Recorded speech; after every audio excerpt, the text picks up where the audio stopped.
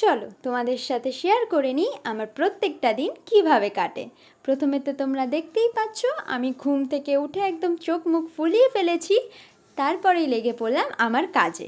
Jerry সোনাকে খাঁচার থেকে বের করে ঘরে ছেড়ে দিলাম। তারপরে চলে গেলাম আমি একটু ওয়ার্কআউট করতে। এটা আমি নতুন শুরু করেছি, বেশি দিন না। হুট করে আজকে মনে হলো একটু ভিডিও করি, তাই তোমাদের সাথে একটু শেয়ার করে নিলাম।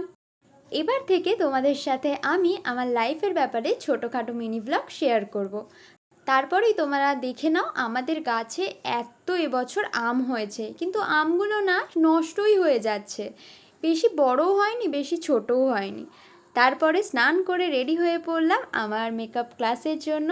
ওদের প্র্যাকটিস হচ্ছিল, প্লাস কিছু বোঝাচ্ছিলাম। তারপরে এই ক্লাস শেষ হতে না হতেই না খেয়ে দিয়েই বসে পড়লাম আবারও আমি আমার নেলের ক্লাস করাতে।